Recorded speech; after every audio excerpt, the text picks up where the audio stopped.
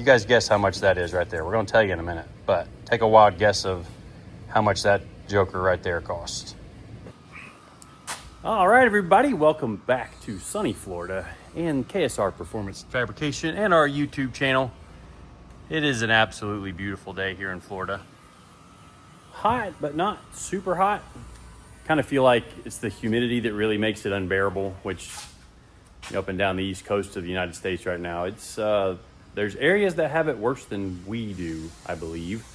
But we're checking in on the shop today, seeing what all we got going on. Dyno's empty, just cleared off a dyno tune earlier this morning. Got Reno's car back here for repainting the firewall or stripping the firewall. So that's my project after I get done with this video. I'm the one that messed it up, so I'm the one that gets to fix it. Kind of one of them deals. Guys are up here cranking away on some stuff. We walked in and caught Eddie working like mid-job.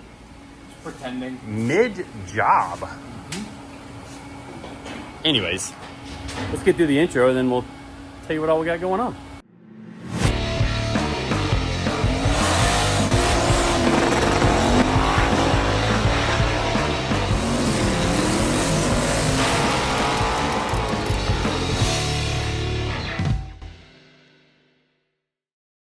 All right, so before we get into the main part of the video, if you need some KSR merch, winwithksr.com.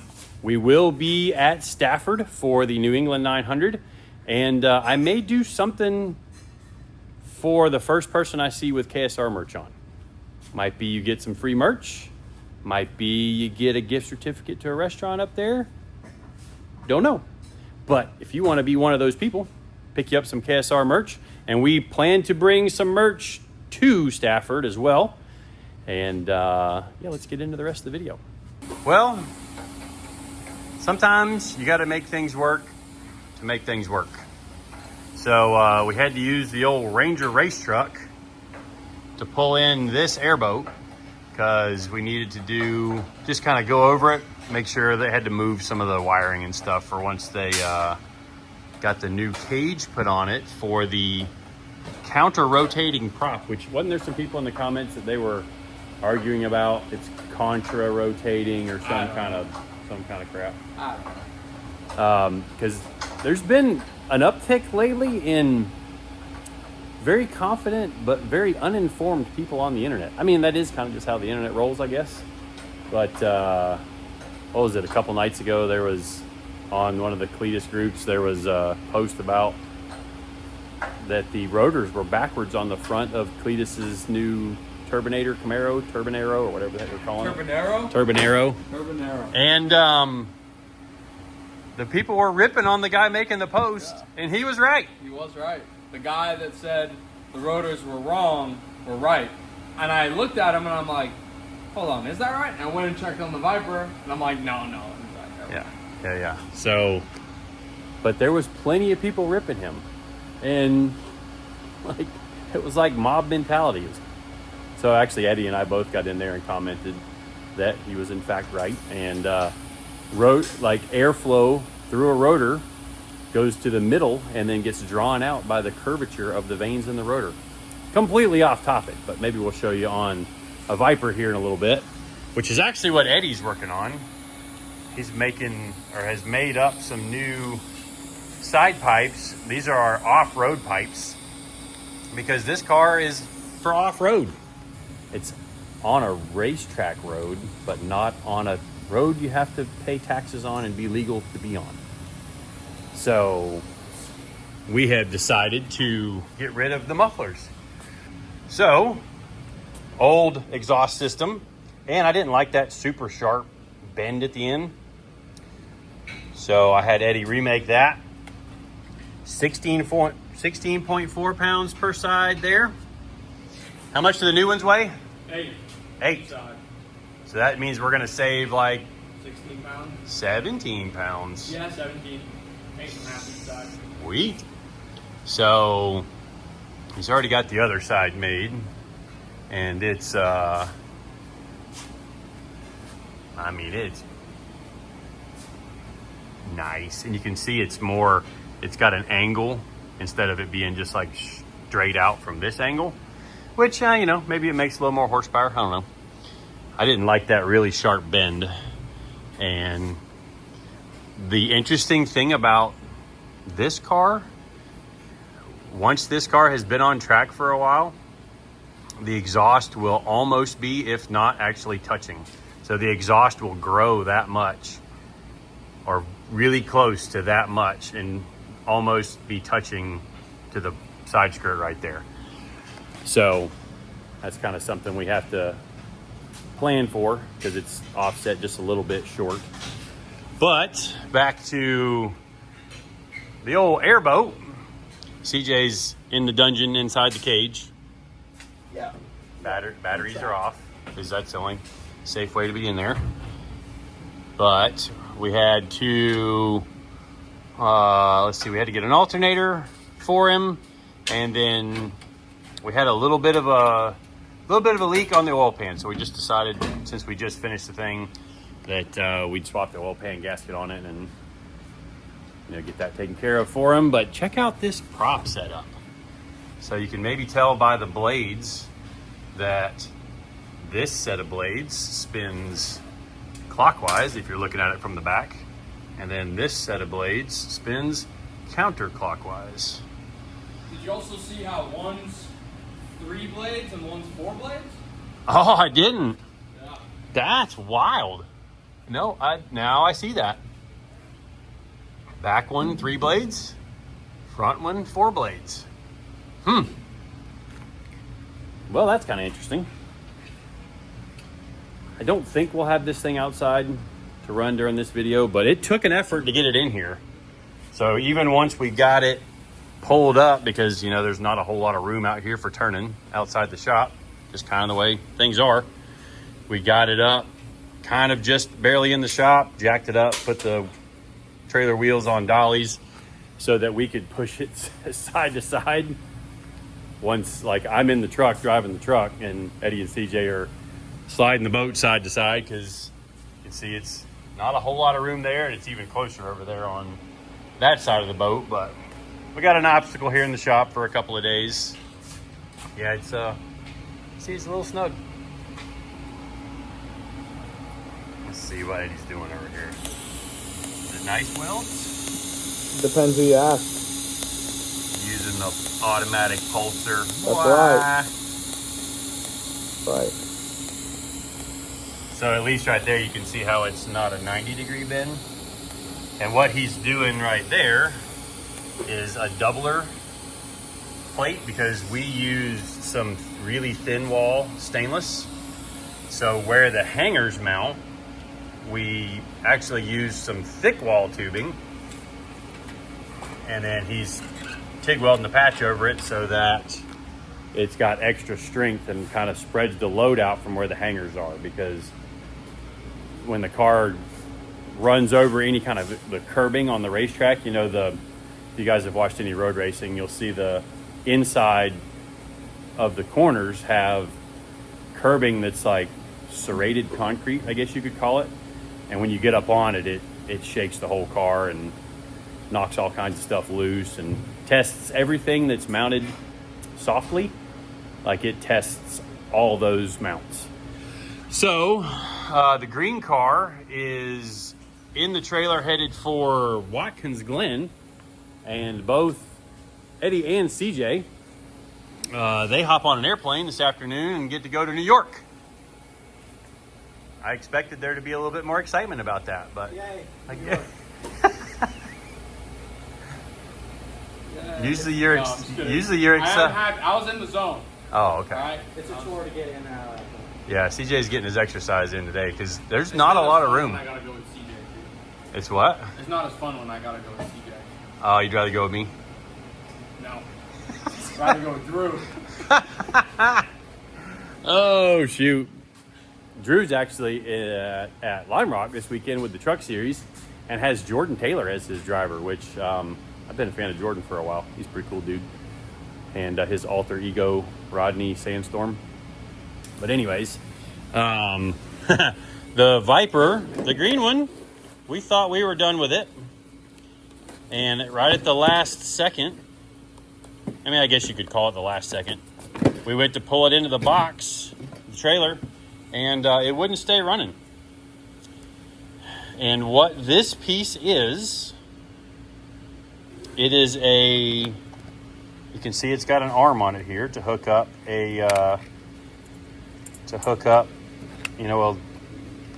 controller to. And what that is it is an electronic controller for a cable-driven throttle body. For whatever reason, how they set that car up on the Motec and everything like that, that's how they used it. Instead of using like later model throttle bodies that like this car has that are drive-by-wire, just like many of your cars may be, they did this thing. And basically when we would turn the key on, you'd see the throttle, you'd see that arm right there just kind of, it got into a little wave and it just sat there until, like, when it was not running, it would do that wave for like 5 seconds and then shut the throttle and then default an error in the Motec. And it would do it even quicker when we cranked it up and it was running. It's kind of like, I guess, when the computer sensed a throttle body actuator code, it just defaulted shut the engine off. So we had to ship that thing in very quickly from Germany, and you guys guess how much that is right there. We're going to tell you in a minute, but take a wild guess of how much that joker right there cost. It's going to surprise you. So that got here yesterday morning. It got stuck in customs, freaking out about that, and it ended up getting here yesterday morning. Lee picked up the car yesterday afternoon. He's driving to Watkins Glen with the car. Eddie and CJ fly out. They go to the airport in about an hour, and then they go up there for the weekend. They'll be back sometime on Monday. Hopefully you guys can pick up another couple of wins and actually get to keep the win this weekend. Yeah. I mean, we never told people what happened. Like in the last video that we had the Viper. I think we mentioned it. We never said We mentioned it. We never said what actually happened. So, short story. They're up there working the car. Goes through tech. Friday? Friday night, yeah. Friday night goes through tech. Saturday wins their class. No problem. After race tech, all good. Make no changes to the car. Sunday, during the middle of the race, nothing's changed on the car. Nothing at all. Lee gets a black flag while he's on the track, and they say his window net is down. Window net was not down. Like, Eddie went and talked to one of the officials on pit road, told him the window net wasn't down. And so he stayed on track to finish the race, and they failed the window net in post-race tech. This window net passed on Friday, passed on Saturday after the race. During the Sunday race, they decided to fail the car, and then you guys finished Third. Last. Yeah. Well, Third. last. We'll just say last. Yeah. Sounds worse than third. Yeah, we did. Unfortunately, there was only 3 cars in the class. We started last, and he got up to first, leading. Like, by halfway through the race, we're leading. We're like, okay, cool. Did that on Saturday as well as Sunday. Yep. Because your qualifying position stays the same for both days. Yep. So, got to the front again on Sunday, come back, and at first they said, we're just going to, note it in your logbook that we don't like the window net. Fix it before next race. Fix it before next race, but we're not going to take away your win. And then the head, big tech guy was like, oh no, we have to disqualify you because I can't let you win over compliant cars. And I was like, dude, this was compliant. Yesterday. Yeah. Passed all the rules yesterday. Yeah. It was a hard one to swallow. Yeah, we had some discussions about that in the shop, but unfortunately we needed that race to go to even have a chance at qualifying for the runoffs. So that's that. So that's why we're going back this weekend to Watkins Glen, and I think it works out where we need to aim to win both races. Yep. to have a chance at qualifying for the runoffs. Yeah. And if we don't, we might have to go to another race. Yep.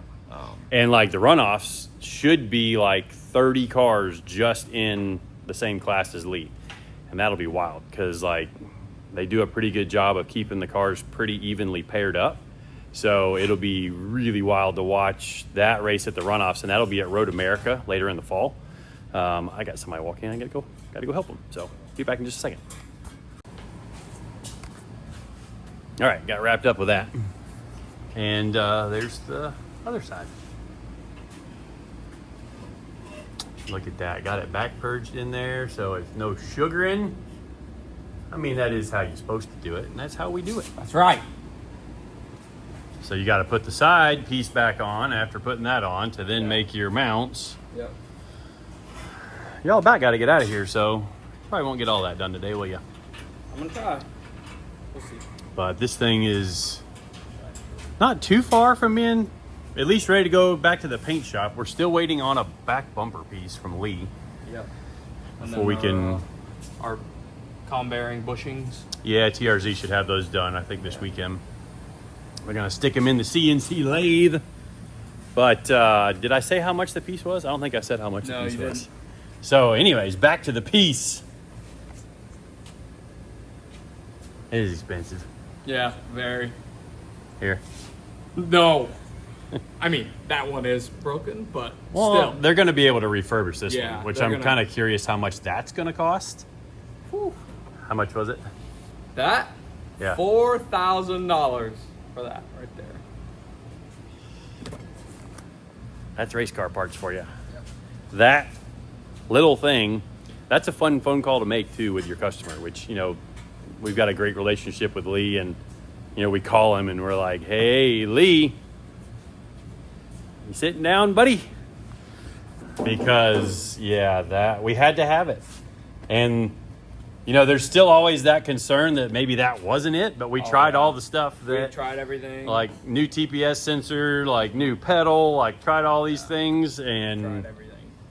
The guy that originally tuned the car said that's what it was, and that's what it was. Yeah. And the company said that they think that's what it is. Yeah. You know, because the first thing they asked me was like, did you try your spare? And I'm like, we don't have a spare. This ain't no prototype, you know? Yeah. We don't have two of everything. Yeah. Yeah, and that's how a lot of, like, your real, like, professional motorsports teams from, you know, starting with NASCAR, Xfinity guys, probably most of them have spares for everything. Any of your professional road racing teams, you know, your IMSA cars, GTD, the prototypes, all that stuff, they are going to have a spare of everything in the trailer. And that's how a $250,000 race car costs $500,000 plus to get to the racetrack, all of the stuff to fill out the rig. Because another really expensive thing that we don't have a spare for is the transmission. Like, oh yeah, yeah, that's a $40,000 chunk right there for the transmission that's in that thing. It's awesome, like being able to just click through the gears without ever lifting off the throttle. Same with the downshifts, you just can bang it down through the gears without, well, I guess when you're decelerating, you're on the brakes typically. So, but anyways, yeah, that's the unfortunate cost of that puppy. Caught all of us a little bit by surprise, and we may be selling them eventually because one of the plans we're kicking around for the car is to put a later model engine into the green Comp Coupe Viper. May do that, may just swap the cylinder heads. And if we swap the cylinder heads, then we can use an intake that has the twin drive-by-wire throttle bodies like the black car here. And then he's got the red car too that we will be getting back in. Isn't it? We haven't got the motor for that one, but that's supposedly done. Yeah. The red car motor. Yeah, and that's a dry sump too. Oh gosh, we got to fit a dry sump in that thing. I think we're putting a sequential. We're doing a sequential too. I know we got Bosch ABS for it. I think we're doing sequential, Bosch ABS, Motec, dry sump. Yeah. 150 grand worth of work on a $80,000 car. Perfect. So let's talk about this a little bit before we wrap up the video. And since the last video, we have gotten our rear wheels and tires in.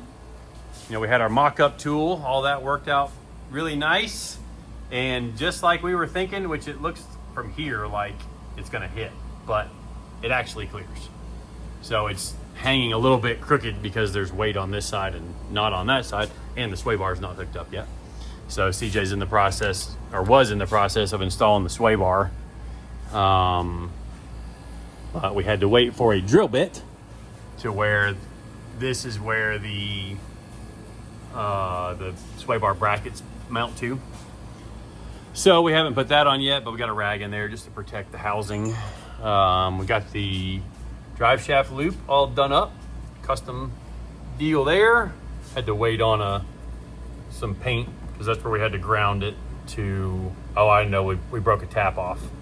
So we tried to weld to it, get the tap out, but it was not cooperating. Got our other header back from American Racing Headers. They forgot to flare, which, you know, unfortunately that just happens sometimes. So another thing we did is we wired all of the transmission sensors to a Deutsch connector. So we will be wiring that up into the car. The engine is obviously all installed and hopefully for good. I don't see any reason why it's gonna have to come back out. I really like this Detroit Speed subframe. I mean, the integral front sway bar is awesome. And then they tuck the rack down here so it's not in the way of you know, the oil pan or anything like that. Really, really nice piece. And I think our front wheels are on order. And I think, did I get the tires or no? Yeah, I got the tires for it.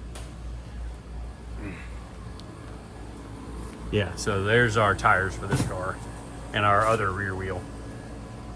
But there's our other tires. And then once we get our front wheels, we'll put the front wheels on. We are still waiting on the inner fenders. We ordered a set of wide inner fenders that are designed to be able to put a 315 on the front of these cars, which I think I ordered a 305. Don't remember. CJ got all the interior painted, and then we're having to make the seat mounts because Kelly, that owns this car, he is like 6'5". He's a pretty tall fella, 6'4", 6'5". And we ordered a seat bracket for his seats, and pretty cool seats that he ordered. And even like just because of the thickness of the bottom of them, my head was basically touching the roof, and that was before I put a helmet on. So we had him come down, and basically he's just got the base of the seat's got to be right on the floor. So wasted a little time on that, test fitting it with the sliders, but originally he wanted a slider so maybe his wife could drive it as well. But unfortunately that's not going to be a easy possibility with this car, or she's going to have to put some 2x4s on the bottom of her shoes or something. But once we get this, that's what Ricky has to do to drive one of my cars. We get him all. Oh, Ricky, we haven't seen old Ricky in a while. I know. He moved back to South Florida. Came and picked up his truck. I know, he left us. Told us to kick rocks. Yeah. Like, well, you did punch him in the face. So. I did not punch him in the face. You did, on his last day. Oh, he punched himself in the face. That was you. We never videoed that. Or actually, it was on video. The video never got made.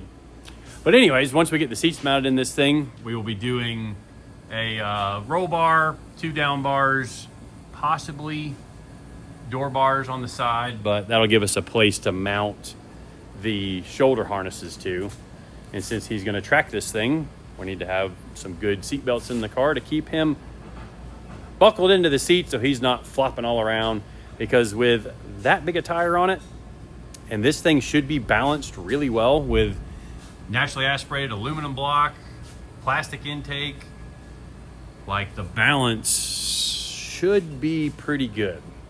We're thinking the balance of the car, I'm excited to see it on the scales, but we're putting an AccuSump in the rear of the car We did just get our wiring harness in for the body.